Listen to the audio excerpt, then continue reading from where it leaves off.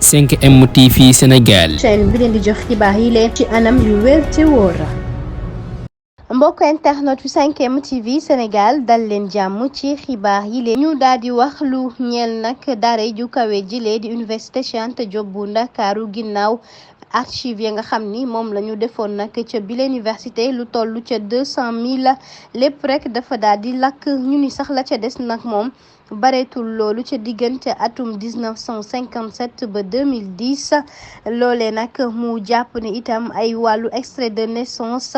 yoo xam ne rek amoon na fa kile nag di Lamine Gueye mu juddu ci atum 1966 mu nekkoon itam ab ancien étudiant bu faculté des lettres et des sciences bu université Cheikh Anta Diop bu Ndakaaru document ya fa des sax mën nañu wax ne ay attestation la ak itam lu jëm ci ay passage foofee ca université mu mel ne lu ëpp nag ca yooyee daal di nay lakk ba ci bâtiment bi sax nag moom dañ ko rek daal di yàqate université nag moom fi mu nekk nii mu mel ni sax nag moom kenn mënu sax wax na mu mel ginnaaw rek bi ñu rek daane Ousmane Sonko ñaari atu kaso yile mu mel ni mbiru nag boobee ñu daal di ci àddu ci benn fan ci weeru juin bile daal dafa mel ni rek moom réew mi kenn xamul lu muy ndurool te loolee yëpp nag bokk na ci ak li ñu wax ni moom du bokk ci présidentielle 2024 bile ca noone fukk ak juróom benn doomu aadama daal di nañ ci faatu ak ñaar fukk ak ñetti bu ñu sukkandikoo ba tey ci Amnesty International mu ni nag